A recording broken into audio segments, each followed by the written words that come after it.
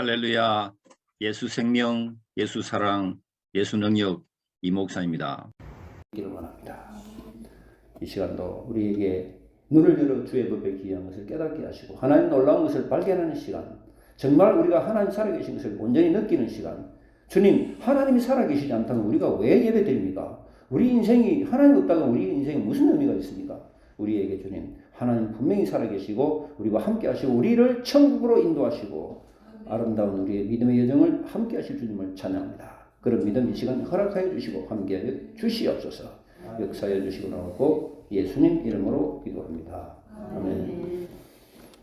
자, 아까 말씀드린 것처럼 지금은 부활주일이 계속 연장됩니다. 왜 그러냐면 여러분요, 이 교회에서 보면 무슨 성탄절, 부활절, 무슨 또 오순절 딱 그 절기만 하고 지나가요. 나는 그게 진짜 잘못됐다고 생각해요. 중요한 건 뭐냐? 부활, 예수님의 부활은 우리의 신앙생활 전체를 통해서 분명히 기억해야 될 것이 예수님 부활입니다. 그러니까 일주일에 한 번 부활절 찬양 부르고 그 다음 뭐 땡이다. 그거는 잘못된 거예요. 진짜 잘못된 거예요. 그래서 특히 지금 또 왜 중요하냐면 예수님이 부활하시고 난 다음에 3일 만에 부활하셨죠? 부활하시고 난 다음에 며칠 동안 이 땅에 계셨다고요? 40일 동안 계셨다고. 40일 이후에 예수님이 승천하신단 말이에요. 하늘로 올라가신단 말이에요. 그럼 지금 이 시기는 예수님이 이 땅에 지금 계시갖고 제자들에게 나타나서 가르치시고 인도하시고 도와주시고 하는 그런 사역들을 하신단 말이에요. 성경에 다는 나와 있지 않지만 어쨌든 40일 이후에 40일 후에 승천하신단 말이에요. 그러니까 지금 40일 동안 이 땅에 계신다. 지금 계속 주님이 이 땅에 계시는 시간이다 이 말이에요. 그러니까 우리는 이 40일 동안은 나는 계속해서 우리가 주의 부활을 생각하고 기념하고 부활에 대한 그런 우리 믿음을 더욱더 고취시켜야만이 이게 맞다 생각해요. 그래서 부활절의 연장선상에서 오늘 부활에 대한 또 계속 구속적인 말씀을 보였는데 지금 오늘의 제목이 그 마리아의 눈물입니다. 마리아의 눈물. 예수님의 그 제자들 중에서 제자들보다도 더 사도 중의 사도가 누구냐? 마리아예요, 마리아. 이 마리아는 예수님의 어머니 마리아가 아니고 막달라 마리아. 이게 좀 달라요. 막달라 마리아가 뭐냐? 막달라 마리아는 막달라라고 하는 출신의 그 지명의 그런 마리아. 막달라에서 태어난 마리아. 이 마리아가 막달라 마리아다 이 말이에요. 아시겠죠? 예수님께서 가장 아끼고 또 예수님께 가장 많은 사랑과 존경과 믿음과 헌신을 보였던 여인이 바로 막달라 마리아입니다. 그러니까 아까 말씀해 봤습니다만 1절에 보면 마리아가 무덤 밖에서 지금 울고 있는 거예요. 아무도 울질 않아 지금 이 상황에서. 물론 베드로는 예수님 부인하고 난 다음에 나중에 난 너무 미안해서 밖에 나서 울었어요. 예수님 3번 부인하고 난 다음에 네가 새벽 닭 3번 울기 전에 네가 나를 갖다가 닭 울기 전에 네가 나를 3번 부인하리라는 그 말씀이 생각나서 밖에 나서 울었다 그러는데 그 외에는 아무도 예수님 부활한 그 무덤에 묻히시고 그다음에 부활하시고 난 다음에 예수님을 만나면서 울었다는 사람이 없어요. 근데 마리아는 울었단 말이야. 어떻게 울었냐? 서서 울고 여기서 울었다는 이 단어 헬라어 단어는 그냥 우는 게 아니고 대성 통곡하고 우는 게 이 울음입니다. 여기 나오는 이 울음. 여러분요, 저는 이제 계속 이제 믿음 가운데 살아가면서 생각해 보니까, 믿는다는 이거는 보통 우리의 그 축복이 아니고 은혜가 아니다. 왜냐하면 여러분 지금 시대를 잘 타고나서 그렇지, 만약에 여러분들이 조선시대 흥성대원군, 세국정치하던 그 시대에 태어나서 여러분 죽어야 돼. 죽어야 된단 말이에요. 왜? 믿음 때문에. 네 십자가, 네 예수쟁이나 죽어야 돼. 그때는 정말 서양 문물 외세 다 배쳐가던 시대였거든요. 여러분 1866년 로버트 토마스 저메인 선교사가 우리나라 대동강에 들어왔을 때 그때 왜 그 배가 제너럴 시모노 그 미국 상선인데 그 왜 배가 우리 관군들 조선 관군들의 화포를 맞아서 화살을 맞아서 불화살을 맞아서 불타고 그다음 사람들이 많이 참수당했습니까? 통칭대원군이 외세들 들어오면 다 죽이라. 바로 다 물리쳐라 했는 그런 아주 강력한 명령을 내렸기 때문에 외국 배가 들어오니까 바로 그냥 공격해가지고 불태웠잖아요. 그 토마스 선교사 목자를 죽였단 말이에요. 그런 시대에 신유박해 또 김유박해 오동박해 했던 그 시대가 바로 물론 그 시대는 천주교인들입니다. 천주교인들 천주교 우리나라 처음 들어왔거든요. 먼저 들어왔거든요. 그래서 그 사람들이 일단 예수쟁이라고 하는 그런 것들 퍼뜨리 났어요. 그러다 보니까 이제 그 뒤에 또 이제 다른 또 비슷한 예수쟁이들이 오니까 이제 그때 다 이제 나라에서 이제 막 박해고 핍박하고 죽이는 거예요. 그런 상황 여러분 보세요. 또 일제 식민지 신사참배하는 그런 시대에 여러분들 신사참배라는 여러분 못 하잖아요. 왜 못 합니까? 하나님을 믿는 사람이 어떻게 귀신 앞에가 절을 하겠습니까? 십계명이 입었는데 십계명이 뭐예요? 나 외에 다른 신은 없다 주님이. 그리고 그 앞에 절하지도 마라. 우상 섬기지도 마라 했단 말이야. 그러니까 나는 그걸 못 하겠다. 그럼 니 죽어야 된다. 그래가지고 수많은 사람들이 그 당시도 박해받고 죽고 뭐 신사참배 때 수많은 사람들이 그 특히 주기철 목사님이나 손장호 목사님 그죠? 이런 목사님 다 순교했잖아. 순교. 일제시대 안테나스 다니고 또 공산당 그 공산주의 그런 그 체제하에서 여러분들 또 태어나지 않은 게 다행이에요. 그때는 공산당은 유물론 사고는 뭐예요? 신은 없다. 딱 거기서 출발한 게 유물론 사고예요. 지금 우리나라가 왜 자경화 좌파들이 많이 있으면 안 되냐면 좌파는 원래 이 사회주의 공산주의 사상이 유물론 사상. 이거는 하나님을 부정한단 말이에요. 기본적으로. 그러니까 모든 게 인본주의다. 인본주의로 그렇게 가기 때문에 거기에는 하나님 경외하는 게 없어요. 그래서 이 공산주의자들이 우리나라에 왔었다. 그때 그런 통치 시대에 만약에 우리가 태어났다 그러면 우리는 또 다 믿음대로 다 죽게 돼. 북한의 평양이 1907년이 이제 그 평양 대부흥회. 그때 엄청난 그런 부흥이 생겼단 말이에요. 신앙적 부흥이. 수많은 사람들이 교회를 가고 그랬어요. 그런 평양이, 한국의 예루살렘이었던 평양이 왜 그렇게 지금 공산화됐냐. 안타까운 일이에요. 어쨌든 그곳에 엄청난 수많은 사람들이 기독교인이 됐을 때에 그런 믿음의 그 씨앗들 그런 것 지금 다 사라져 버렸는데 공산주의 그 체제에 들어갔다는 북한이 평양이 그죠? 그러니까 그래도 그 후손들 그 씨앗이 남아 있었는데 그 지하교인들이 많이 있는 거예요. 평양에 북한에 지하교인들 붙잡혔다 그러면 바로 또 아버지 탄광하고 막 고난 당하고 고문 당하고 다 죽잖아요. 어차피 뭐 왜냐면 공산주의 자체는 믿음을 인정 안 해요. 그러니까 성경책 들고 다니면서 붙잡히면 바로 들고 다닐 수가 없는 거예요. 그런 아주 안타깝고 그런 위험한 그런 시대적 상황인데 우리는 지금 어때요? 우리는 너무 편안해요. 성경책 들고 다닌다고 누가 니 감옥 가게 되는 한 사람 아무도 없어요. 편안한 시대에 이제 우리가 살다 보니까 뭐가 문제가 생기냐면 믿음이 있는 문제는 타락이죠. 믿음이 타락이 없어져요. 성경책만 들고 다니고 막 진짜 믿음이 이렇게 어떤 광채난 믿음, 금 같은 그런 믿음들을 하나님 원하시는데 이 시대가 너무나 그런 시대가 아니니까 그냥 대충 들고 다니고 대충 교회 이렇게 교회 뭐 잘 다니고 하면 대단한 신자로 그렇게 착각하는데 그렇지 않습니다. 하나님 보시기 아닌 거야. 그죠? 이게 너무 세속화되고 지금요 유럽에는 내가 선교하다 왔잖아요. 유럽에서는 한 달에 한 번 교회 나오면 진짜 굿 크리스찬, 좋은 크리스찬이고 그런 시대가 됐어 지금. 그러니까 뭐 주일 저녁 예배 없어요. 수요일 저녁 예배도 없습니다. 계속 없어져가. 우리나라도 옛날에는 주일 저녁 예배 있었잖아요. 그죠? 낮 예배 갔다 오면 저녁 예배 또 준비해가 가고 또 예배 드리고 막 그러면서 그것도 기쁘고 감사했는데 수요일 저녁 예배 또 가고 하는데 지금은 자꾸 수요일 저녁 예배까지 요즘 없어지는 교회가 있어요. 주일 오후 예배까지 없어지는 교회가 또 있어. 자꾸 이게 뭐 세속화된 거예요. 그만 세속화. 그러니까 왜 그러냐? 이제 사람들이 내가 믿음 없이도 나는 잘 살아갈 수 있다고 착각하고 있는 거예요. 그죠? 그러다 보니까 믿음의 중요성, 정말 주를 붙들어야 된다. 내 인생은 주님의 것이다. 내가 주님 없이는 살아갈 수 없다. 이런 그런 강력한 믿음의 고백들이 없는 거야. 지금 많이 약해져 가고 있다. 그러니까 주님이 그러죠. 이 시대에 믿음을 보겠느냐? 말세에 믿음을 보겠느냐? 그랬어요. 그런 가운데서도 여러분들이 이렇게 주를 붙들고 나아가는 믿음 갖고 있는 것 정말 감사한 것입니다. 아멘입니까? 아멘. 이게 보통 축복이 아니라 그래도 하나님이 여러분들 눈동자 같은 불꽃 같은 눈동자를 지켜주시고 보호해주고 함께 하신단 말이에요. 이런 평소 시대에 있다 신앙적 신앙이 딱 유지되어 있으니까 어려움이 닥쳐더라도 이런 이겨낼 수 있는데 이런 게 안 돼 있으면 뭐 신앙이 들쭉날쭉 하다 보면은 그냥 약간의 그런 뭐 시험이나 어려움이나 하려고 하면 바로 탁 잡아져 버려요. 일 같은 거예요. 근데 하나님 우리를 많이 붙들어 주셔서 감사합니다. 아멘. 너무 감사합니다. 아멘. 그래서 이 시대는 사실 이 시대에 교회만 잘 다녀도 열심히 주를 섬기고 하는 그런 것이 이 시대의 순교의 방법이에요. 옛날에는 죽음으로 순교했지만 지금 이 시대는 내가 믿음 지키려고 노력하는 이게 순교라고. 이 시대의 순교. 그죠? 그렇습니다.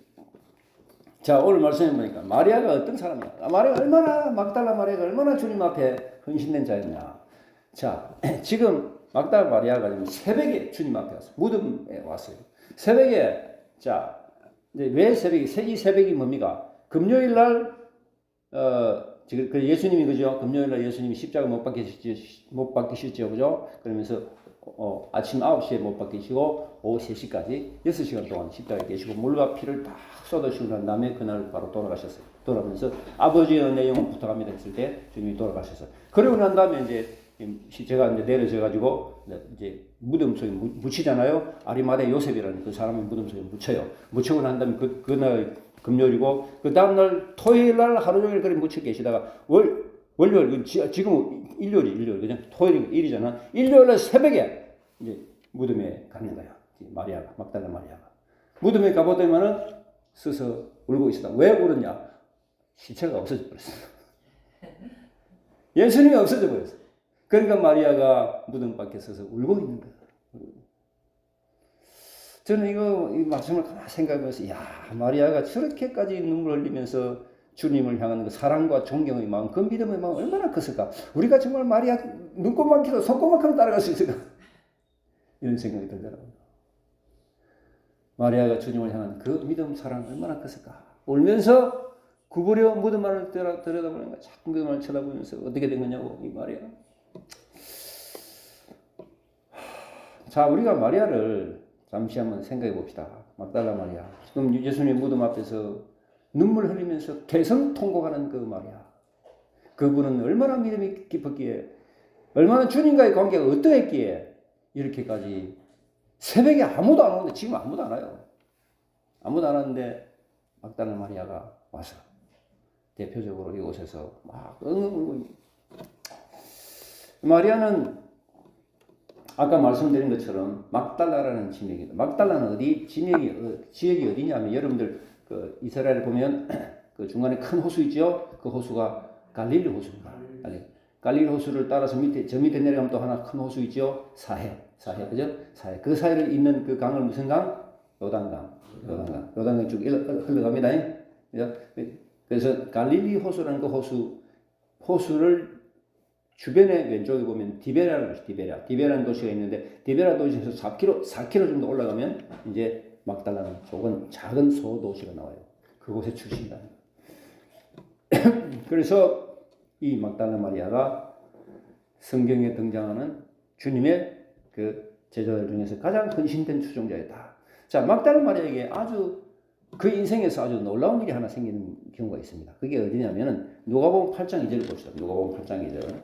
막달라 마리아에게 아주 그 놀라운 경험을 하게 되는데 누가복음 8장 2절.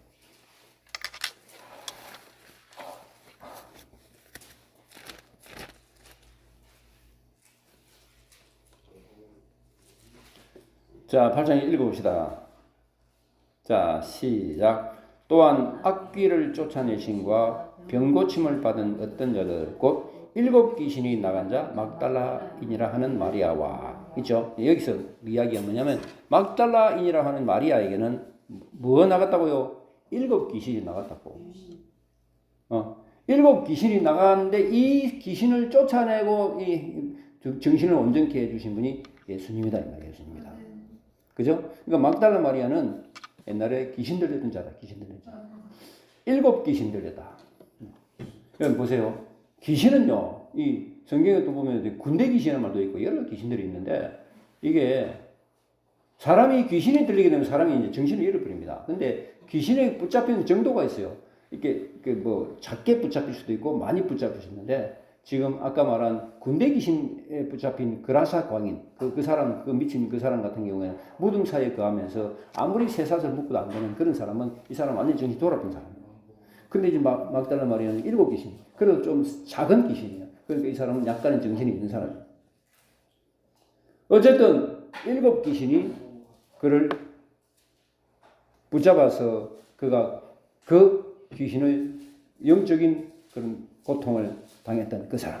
그 사람이 예수님께서 7 귀신을 쫓아내갖고 7 귀신이 나간 사람이 막달라 마리아입니다. 그러니까 귀신 들리는, 여러분 귀신 들린 사람이 귀신에서 자유롭게 해방받으려고 그러면 방법이 없습니다. 어떻게 됩니까? 우리는 전통적으로 어떻게 합니까? 이 무당불로가 구슬을 해야 되죠. 이 신병이다, 신병. 방법 없어요. 그죠? 근데 여러분 아시는 것처럼 무당불로가 굿해갖고 답이 안 나옵니다. 그거는 오히려 더 심해져요. 결국은 아주 죽습니다. 돈 다 탕진하고 다 죽어요. 어디로 가야 되느냐? 답은 주님께 나오는 방법밖에 없어요. 전능하신 최고의 신이 다 귀신을 쫓아내줘요. 막달라 마리아는 바로 그런 자였습니다. 7 귀신 들렸던 자. 7 귀신 들렸다. 근데요, 가만 보면 재밌는 게, 이 귀신은 사람 마음을 이렇게 왔다 갔다 합니다. 정신을 왔다 갔다 해요. 그렇기 때문에, 우리 보통 정상적으로 보이는 사람들도 한 번씩 귀신에게 한 번씩 이렇게, 미혹을 당할 수도 있고 그렇습니다.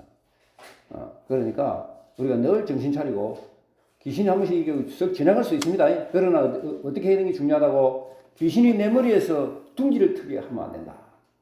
내 생각속에 들어올 수 있지. 생각속 나를 틈탈 수도 있지만, 그러나 우리 머리에 둥지 틀지 않도록. 새가 지나가는 건 지나가는데 머리에 둥지 틀면 안 된다. 그러니까 늘 정신 차리고 이상한 거 오면 어떻게 해야 돼요? 예수님 이름으로 쫓아내야 돼요. 예수 이름으로 들어온 귀신을 물러가라. 왜 여러분들에게 그런 권세가 있느냐? 주님이 여러분들에게 하나님의 자녀로서 귀신을 제어하는 권세를 주셨습니다. 아멘. 누가복음 16장 15절에 그렇게 되어 있어요. 마가복음 16장 15절. 믿는 자들에게는 이 표적이 따르니 곧 저희가 내 이름으로 귀신을 쫓아내며 새 방언을 말하며 뱀을 주는 무슨 독을 마실 자로 해를 받지 않냐면 병든 사람에게 손을 얹은 적 나으리라. 그죠? 귀신 쫓아내는 우리에게 하나님 우리에게 귀신 쫓아내는 그런 권세를 주셨습니다. 아멘입니까? 그걸 갖다 받아들여야 돼. 그걸 받아들여. 이걸 갖다 믿고 의지하는 자. 그죠? 마가복음 16장에 그랬죠? 16장 15절, 16, 17절 쭉 내려가면 다 있습니다. 자, 그래서 우리에게 주신 이 권세를 우리가 바보같이 사용하지 않는 그런 바보 같은 자가 되지 말고 사용하실 수 있기를 주의 이름으로 축원합니다. 보세요. 여러분들 집에 만약에 새 칼을 샀는데 새 칼 그거 가만히 그냥 보관만 해두면 아무 소용이 없잖아. 어떻게 해야 돼요? 칼을 휘둘러야지. 써야지. 맞습니까? 그죠? 하나님이 여러분들에게 무슨 권세 주셨어요? 귀신 쫓아내는 권세 주셨습니다. 아멘입니까? 아멘. 어떤 사람에게 준다고? 믿는 자에게. 아멘. 마가복음 16장 18절입니다. 그것도 보세요. 준다 그랬잖아. 믿는 자에게 따르는 권세. 맞습니까? 그러면 여러분들이 권세 받았단 말이에요. 그럼 이 권세를 이제 사용해야 돼. 바보같이 자꾸 사용도 못하고 장롱 안에 넣어놓는 사람은 운전면허, 장롱 면허같이 그렇게 하면 안 됩니다. 근데 자기가 그걸 써야 돼. 영적인 무기, 이 무기는 대단한 무기죠. 아멘. 영적인 무기보다 더 강력한 무기가 없어요. 귀신을 다 쫓아내버리고 악한 악기를 다 쫓아내버리는데 이거보다 더 강력한 무기가 어디 있습니까? 여러분 집에 무슨 우환이 생기고 어려움 생기고 질병 생기고 다 악한 힘들이 갖다 주는 거예요. 이거 다 물리칠 수 있기를 주의 이름으로 축원합니다. 하나님 우리에게 그런 권세 주셨단 말이에요. 근데 그 바보같이 늘 당하고 있으면서 눈물 흘리고 바보같이 지금 이 마리아는 예수님이 너무 감사하고 너무 사랑해서 눈물 흘리는데 바보같이 그냥 주님 주신 권세도 사용하지 못하고 왼밤 오른밤 귀신에게 얻어 터져가고 울고 있으면 그 울음하고 요 울음은 다른 울음이야.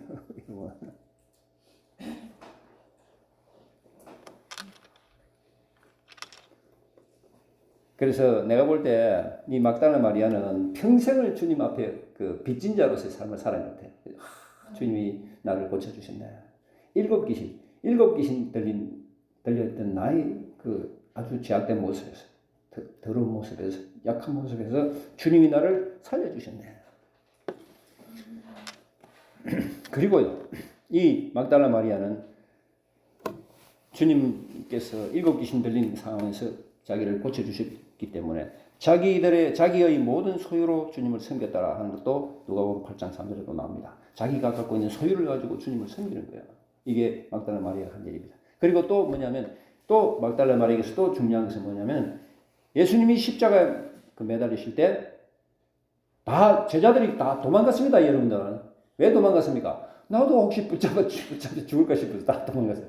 근데 끝까지 주님을 따라가면서 도망가지 않았던 자가 바로 막달라 마리아입니다. 끝까지 십자가를 지켰던 자입니다.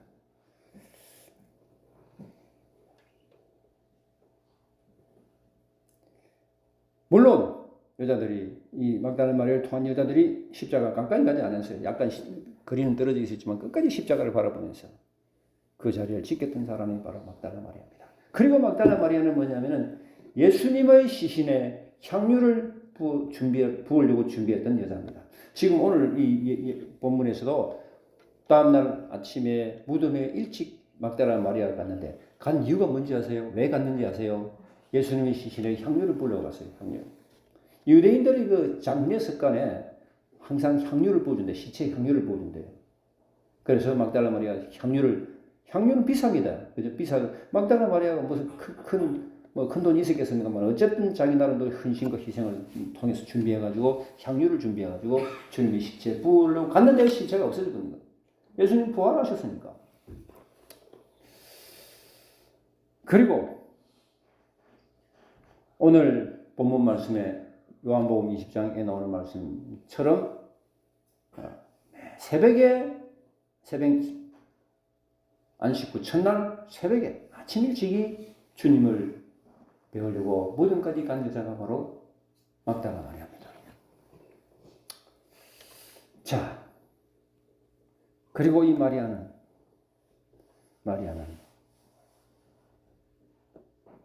또 어떤 축복을 받았냐면은 예수님이 부활하시고 난 다음에 가장 먼저 만났던 사람이 누굴까요? 막달라 마리아. 예수님이 부활하시고 난 다음에 가장 먼저 만났던 사람이 막달라 마리아입니다. 그러니까 막달라 마리아가 주님을 향한 그 믿음은 너무나 특별하다는 거예요. 보통의 그런 사람이 아니라는 거예요. 너무 특별하다. 그런 사람입니다. 그래서 우리는 그 교회 전통에서 막달라 마리아를 뭐라고 부르냐면은 사도 중의 사도라고 불러요. 막달라 마리아를. 아포스톨로룸. 이 말은 사도 중에 사도다. 진짜 막달라 마리아 같은 사람이 없다. 그렇게 이야기를 해요. 이런 마리아의 믿음이 오늘 우리 모두에게 전달될 수 있기를 주의 이름으로 축원합니다. 우리가 사실 지금 어느 정도 우리가 신앙생활 하고 있는가 주님이 다 아시고 우리의 신앙의 깊이 주님이 다 아시는데 어쨌든 우리가 믿음의 길을 향해서 좀 더 달려가야 될 것이고 우리가 좀 더 믿음으로 우리의 어떤 진보된 모습들을 주님한테 보여야 될 것입니다.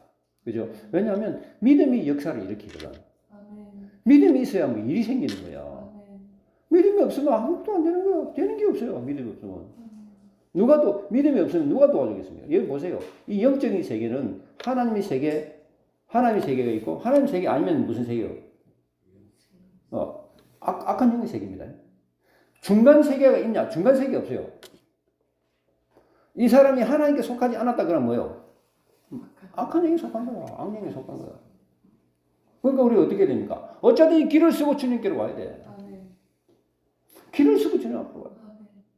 방법이 없어요.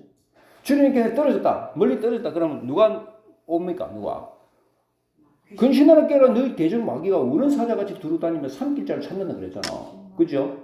우는 사자같이 그냥 주님을 무너졌다 그러면 바로 삼키려고 난리를 치는 거예요. 이 악한 영이란 말이에요. 베드로전서 5장 8절에 나오잖아요. 근신하라 깨어라. 너희 대적 마귀가 우는 사자같이 너희를 삼킬자 찾고 있다. 어른들면서 우리를 찾고 있는 거예요. 그러니까 우리가 얼마나 하나님 앞에 귀한 영혼이냐. 이 귀한 영혼들을 자꾸 사탄이 우리를 도둑질하려고 그러는 거예요. 이것이 요한복음 10장 10절에 나오잖아요. 마귀가 도적이 오면서 도둑질하고 죽이고 멸망시키는 거다. 내 영혼 도둑질하고 죽이고 멸망시키려고 악한 영들이, 이 마귀들이, 이 도둑들이 설치고 있단 말이에요. 그러니까 우리가 우리 영혼을 잘 보존하려고 그러면 어쨌든 이 주님께로 붙어 있어야 돼요. 그죠? 뭐 힘센 자에 우리 같이 붙어야 되는 거잖아요. 그거는 세상 논리도 마찬가지 아니에요. 우리가 지금 미국적으로 붙어야 되겠습니까? 중국적으로 붙어야 되겠습니까? 미국적으로 붙어야지. 난 어쩔 수 없는 거야. 그죠? 소련 쪽으로 붙을까요, 그러면? 우리는 약속으로 어쩔 수 없는 거예요. 우리가 어쩌든지 강한 자, 영적으로 강한 자가 누구예요? 하나님이잖아요. 그죠? 하나님 꼭 붙들어야 돼. 하나님 꼭 붙들어야 돼. 방법 없어요. 그래야만이 하나님 우리에게 살기를 주시고 이길 길을 주신다. 자, 우리가 무덤을 보면서 마리아가 무덤 앞에 가고 울고 있는데 우리가 보통 울음의 의미, 우리가 어떨 때 우냐? 마음이 보통 크게 움직일 때 운다. 그죠? 이 울음은 단순히 슬퍼서만 우는 게 아니다. 여러 감정들이 복합적으로 나타날 때 운다. 첫 번째, 슬플 때. 사랑하는 사람이 잃었거나, 외로울 때나, 실망했을 때 운다. 그죠? 또 두 번째는 너무 기뻐도 울어요. 맞습니까? 너무 기쁘다 눈물이 나. 신기하다. 눈물의 의미가 참 깊더라고, 여러 보니까. 너무 기뻐 죽겠네. 그러면 우는 거야. 말이 필요 없어. 울어 뿌리면 돼. 울어 뿌리면. 예를 들어서 뭐 이산가족이 같이 만났다. 그러면 너무 기쁜 일이잖아요. 그죠? 근데 막 울어버려. 왜 울어요? 그렇게 기쁘고 좋은 날, 그렇게 좋은 시간에 왜 울음이? 그만큼 울음이라는 게 다양한 그런 의미를 갖고 있다. 또 너무 두려울 때, 겁이 나고 막 위협을 당하거나 불안하고 하면 또 우는 거야. 울어버리는 거야. 또 분노할 때, 너무 억울하고 속이 상할 때 또 울어버려. 너무 분노할 때. 또 안도할 때, 안도. 극적으로 긴장이 풀렸을 때, 누가 무사하다, 괜찮다고 막 하면서 울어버려. 또 울어버려. 이렇게 울음의 의미가 많은데, 지금 이 울음은 뭐냐? 마리아가 지금 울고 있는 이 울음은 뭐냐? 이렇게 통곡하고 애통하는 이 울음은 뭐냐? 그냥 눈물 흘리고 그냥 울먹거리는 그런 정도가 아니고, 그냥 소리내 크게 외치는 통곡하는 이 울음의 의미는 뭐냐? 그만큼 마리아는 예수님을 사랑하고, 예수님을 존경하고, 예수님에 대한 깊은 믿음 가운데서 나오는 그런 물음이다. 자, 11절에 그렇습니다. 그랬더니만은 그래 막 울면서 무덤만을 들여다보니까 지금 무덤에 시체가 없어요. 그래서 12절에 보니까 뭐 어떤 일이 있습니까? 흰옷 입은 두 천사가 나타났어요. 그죠? 예수님의 시체에 누웠던 곳에 하나는 머리편에 하나는 발편에 앉았다. 시체에 누웠던 그곳, 딱 나도 예수님 무덤을 안에 봤습니다만, 그게 보면 딱 돌 깎아놓은 있거든. 머리 쪽도 있고 발 쪽도 있어요. 근데 지금 이 천사가 나타나가지고 지금 머리 쪽에 한 사람, 그 다음에 발 쪽에 한 사람, 둘이 앉아있는 거예요. 이 천사가 지금 흰옷을 입었어요. 보통 천사가 흰옷을 입었다는 이야기는 그만큼 거룩함과 순결함을 나타내는 거예요. 그죠? 거룩함과 순결을 나타내는 거예요. 그러니까 이렇게 예수님의 세마포도 흰옷이고, 또 이 희다는 것은 아주 순결하고 깨끗하고, 그죠? 그런 것을 의미하는데, 때로는 우리 민족을 갖다가 또 뭐 동방의 예루살렘, 뭐 동방의 유대인 우리 민족이다 이렇게 이야기해요. 왜 그러냐면 우리 조상들은 옛날부터 흰옷 입기를 즐겨했어요. 네, 그렇죠. 흰옷 입기를. 그래서 우리는 백이 민족이라고 그러잖아요. 백이 민족. 그래서 이제 어쨌든 이 작은 나라가 지금 뭐 세계적으로 선교사 파송 2위 국가고, 많은 믿음의 어떤 부흥들이 일어나고 있는 국가잖아요. 사실은 작은 나라도. 그래서 흰옷 입은 두 천사가 하나는 머리편에 하나는 발편에 앉아가지고 있더라. 이걸 보게 된 거야. 근데 이걸 가만히 묵상하면서 저는 생각나는 게, 여러분요, 제가 여러분들 아직까지 성막에 대해서는 아직까지 말씀 안 드렸습니다. 왜냐하면 여러분 성막은 구약에 나오는 말씀인데 이거는 좀 이렇게 깊이 있기 때문에 성막을 여러분 공부하고 난 다음에는 하나님의 임재에 대해서 많이 깨닫게 됩니다. 성막을 한번 공부를 해야 되는데, 내가 언제 여러분 기회 되면 성막을 가르칠 생각인데, 성막을 공부하고 나면 어떤 걸 배우느냐면은 성막에서 가장 핵심이 뭘까요? 성막의 핵심은 법궤입니다. 법궤. 법궤를 언약궤라고 해요. 언약궤. 그곳에 하나님의 임재가 있단 말이에요. 법궤.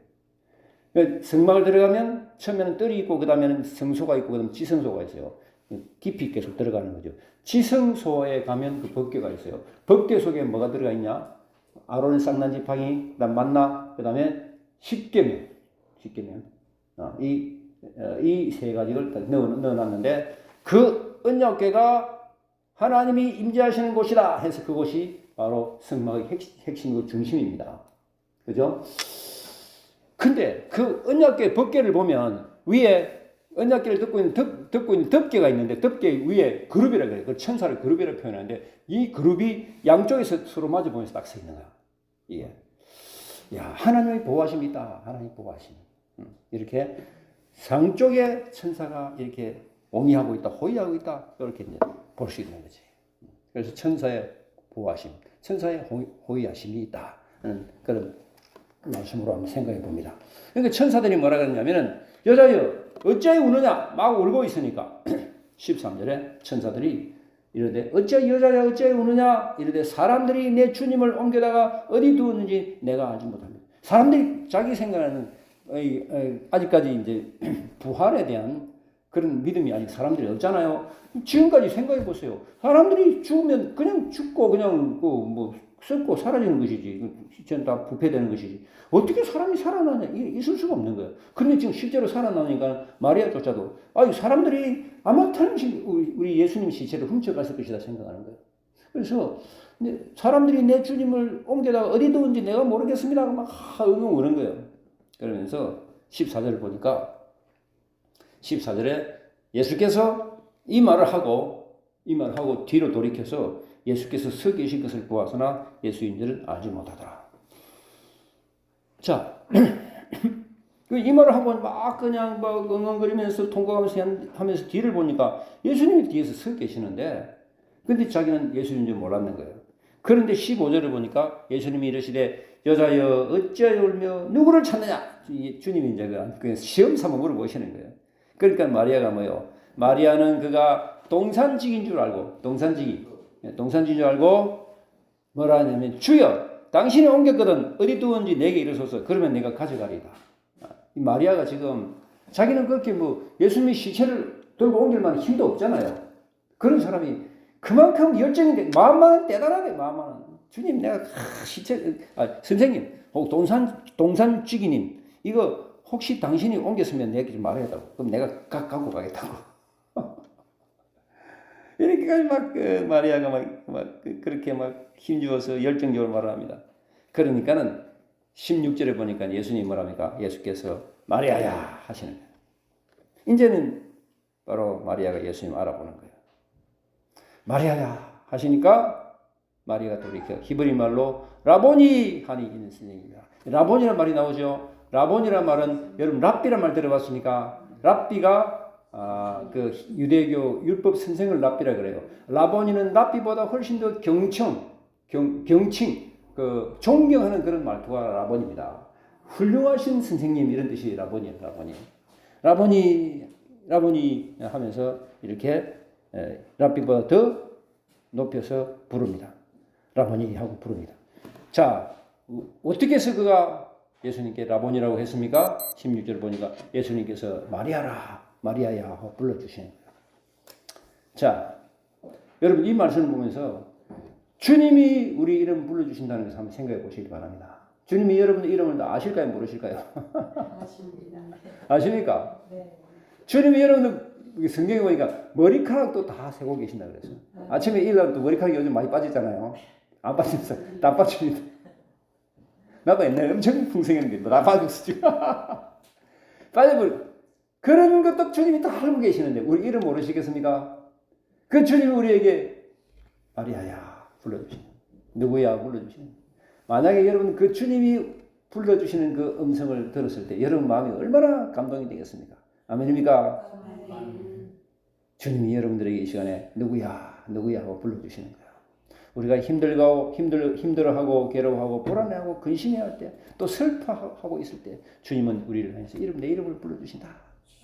이런 주님의 음성을 들으실 수 있기를 주의 이름으로 축원합니다. 예수님은 부활하셨는데 왜 자꾸 죽은 예수님의 시신이 사라졌다고 슬퍼하고 있냐? 근심하고 있냐? 예수님은 부활하셨는데 왜 자꾸 시체를 찾아다니면서 어디 있는지 모른다고 괴로워하느냐? 부활하신 주님을 생각해라. 부활하신 주님을 의지하라. 부활하신 주님을 바라보라.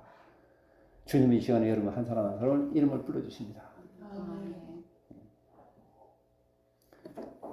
그러면서 예수님이 마리아야 하시거늘 마리아가 돌이켜 히브리 말로 라보니 하니 이는 선생님이라.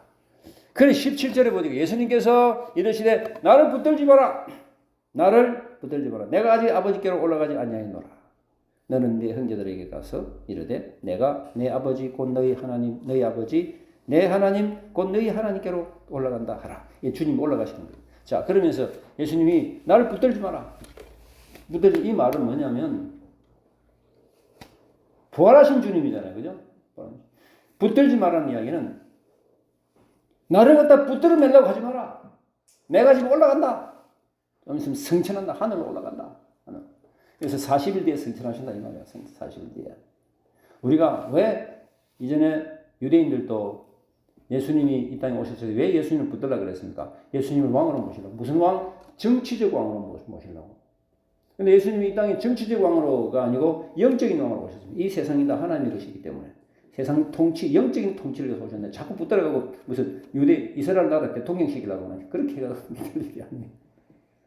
그래서 주님이 나를 붙들지 마라. 내가 아직 아버지께로 올라가지 아니했다.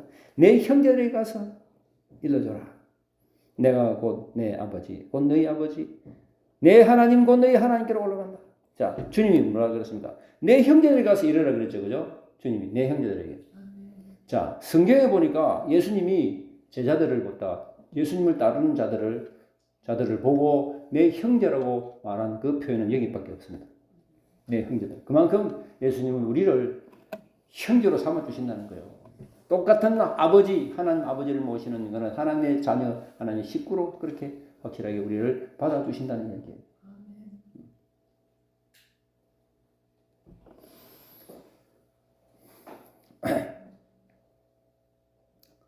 자, 그러니까 18절에 뭡니까? 막달라 마리아가 가서 제자들에게 내가 주를 보았다 하고 또 주께서 자기에게 이렇게 말씀하셨다 이러니라. 막달라 마리아 이제 예수님을 직접 만나고 직접 대화하고 체험했잖아요. 그러면 이제 그다음 하는 게 뭡니까? 이제 가서 제자들에게 전하는 거예요. 제자들이 야, 선생님들 내가 정말 주님을 보았습니다. 주님이 또 이렇게 말씀하셨습니다. 라고 그 사람들이 제자들에게 가서 전하는 거예요. 이게 바로 막달라 마리아가 주님을 직접 만나고 난 다음에 그들에게 전한 말입니다. 여기서 중요한 게 뭡니까? 여러분들도 정말 이 땅을 살면서 그냥 믿음의 피상적인 믿음 가운데 살지 마시고, 아멘. 이제 정말 믿음의 깊이 가운데서 믿음의 강 가운데 깊은 강 가운데 깊게 헤엄칠 수 있기를 바랍니다. 정말로 살아계신 하나님, 그런 생각이 여러분 안 듭니까? 내가 하나님 진짜 살아계십니까? 내가 매주마다 주님 앞에 나와야 됩니까? 이런 생각하면 안 됩니까? 때로는 믿음이 속에 없으면 하나님 앞에 나오는 것에 상당한 부담감을 느낍니다. 그죠? 그런데 하나님이 우리 속에 살아계시면, 빨리 주일 안 돌아오나. 하나님 예배 드리고 가고 싶은. 정말 이게 나에게 일어났어요. 내가 대학교 내가 그때가 2학년 되지. 내가 순봉 5살 기도원에서 5일 딱 금식하고 난 다음에 하나님 은혜 받고 난 다음에 너무 좋아가. 교회 가고 싶어서 나는 은혜가 그거였어요. 그냥 교회 가고 싶어 죽겠네 미치겠어 내가. 신기하더라고 신기해. 너무 좋아요. 교회 가고 싶어요. 그때는 목사님 내가 몰랐습니다. 정도도 몰랐어요. 그냥 교회 가고 싶어. 그 하나님을 사랑하는 그 마음이 막 교회로 막 그렇게 가고 싶어. 주일에 예배 드리고 왔잖아요. 집에 왔잖아요. 저녁 예배가 그렇게 가고 싶은 거야. 빨리 밤이 돼야 되는데. 신기해요. 근데 그 교회에 내가 아무것도 아는 사람도 없었어요. 없어요. 목사님조차도 몰랐어요. 근데 교회 가고 싶은 거예요. 주일에 오고 갔다 왔잖아요. 그럼 또 3일 전이 그렇게 기다려요. 수요일 전이. 수요일 예배. 야, 신기하더라고, 신기해. 나는 내한테는 그랬어요. 또 뭐 하나님이 여러 사람들에게 다양하게 다 은혜 주십니다. 그죠? 다양하게 은혜를 받고 다양하게 다 이 체험을 하고 하는데 적어도 내한테만 그런 거래요. 막 진짜 막 시간이 너무너무 안 가는 거야. 집에 와가지고. 그래서 여러분들 주일날 와서 이렇게 예배 드릴 수 있는 이거 큰 축복입니다. 아멘입니까? 하나님이 지금 여러분들에게 놀라운 영적인 은혜, 축복들을 이렇게 주십니다. 그죠? 이런 축복들을 정말 잘 깨닫고 하나님 주셔서 감사합니다.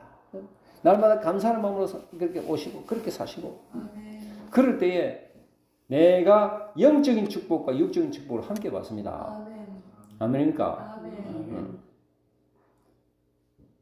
우리는 어떻게 이런 건강 가운데 이렇게 좋은 환경 가운데 살다 보면 이게 정말 하나님의 축복이었네 하고 잘 몰라 깨닫지 못할 때가 참 많아요. 그러나 그런 어려움이 한번 당해봤을 때 그때가 너무 좋았고 너무 감사하네. 내가 그때 깨닫지 못했네. 이런 생각하게 되는 거예요.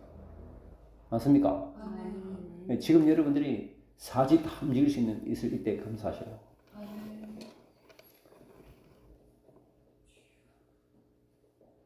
내가 유럽에 있을 때 다리 한 다리를 다쳐가지고 한 다리밖에 움직일 수가 없었어. 한 다리 갖고는 도저히 그럴 수가 없다. 그럴 수가 없다. 이야 신기한. 이 갖고는 아무것도 못했다. 이 한 개는 다쳐갖고 한 개 다리 갖고는 아무것도 안 되는 거예요.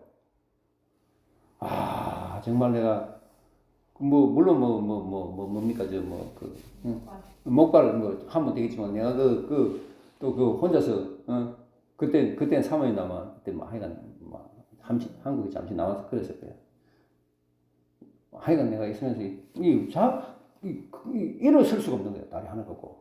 신기하다. 그래서 내가 두 다리를 끌 수 있는 이것도 참 감사한 일이다. 아멘. 참 감사한 일이다 이거. 우리가 사실 움직일 때마다 관절들이 다 이렇게 움직여 주잖아요. 네. 이게 하나도 아프면 이게 그때부터 통증 느끼기가 너무 힘들어지는 거야. 근데 하나님 다 아무런 통증도 없이 내가 하는 이런 이야기를 진짜 자기가 경험해 봐야 돼. 삼키는 거, 먹는 거 이런 것도 삼키는 게 안 되는 사람도 있대 보니까. 우리는 그냥 꿀떡꿀떡 먹잖아요, 그죠? 이게 아무것도 아닌 것 때문에 너무너무 감사한 거예요, 사실은. 이게 하나 따져보면 감사하지 않을 게 없는 거예요. 다 너무너무 감사한데 하나님 감사합니다. 정말 하나님께서 주신 축복이다. 영적인 축복이 우선, 그 다음에 이 영적인 축복 가운데서 육의 축복도 받는다. 아멘. 그렇게 생각하시고 하나님 살아계시는 걸 믿게 되면 하나님이 놀랍게 나의 모든 것들을 다 이렇게 주장해 주시고 주관해 주실 것입니다. 내 인생 모든 게 주관해 주실 것입니다.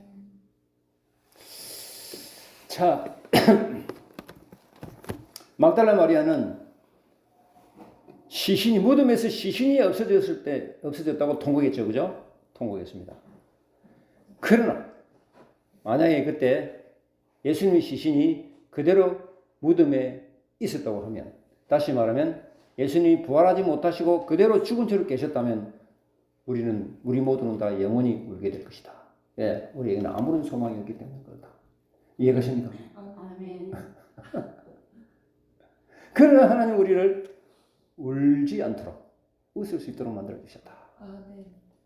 주님이 예수님을 다시 살려주셔가지고 부활의 소망을 갖고 소망 가운데 살아갈 수 있도록 만들어 주셨기 때문에 우리 영원히 울지 않을 수 있게 된 것에 감사합니다. 아멘. 아멘입니까? 아멘. 자, 막달라 마리아는 예수님의 시신이 사라져서 그것 때문에 통곡하고 울었습니다. 하지만 예수님의 시신이 그곳에 없었기 때문에 이제는 영원히 통곡하지 않을 수 있게 된 것입니다. 부활하신 예수님이 무덤에서 살아나셨기 때문에 이제 마리아의 울음은 뭘로 변할 수 있습니까? 웃음으로 변할 수 있습니다. 웃음으로. 마리아의 울음은 이제 웃음으로 변할 수 있게 되었습니다. 아멘입니까? 아멘. 그리고 마리아의 통곡은 이제는 기쁨으로 그렇게 변할 수 있게 되었습니다. 아멘. 우리 이제 주님 안에서 울지 맙시다. 아멘. 이때는 마리아는 이때는 울었어요. 예수님 돌아가시고 또 무덤에서 그렇게 계신 것 같고 아무 소망이 없는 것처럼 보였지만 그러나 살아계신 주님, 부활하신 주님이 우리와 함께 계시기 때문에 이제 우리는 더 이상 울 필요가 없습니다. 웃으실 수 있기를 바라고 행복하실 수 있기를 바라고 기뻐하실 수 있기를 바랍니다. 아멘입니까? 아멘. 현대인들은 보면 밥은 잘 먹고 배는 부른데 왜 문제가 생깁니까? 정신적 스트레스를 많이 받는 게 현대인들이에요. 그러니까 스트레스 때문에 보니까 병의 원인이 스트레스가 많더라고요. 왜 스트레스 생깁니까?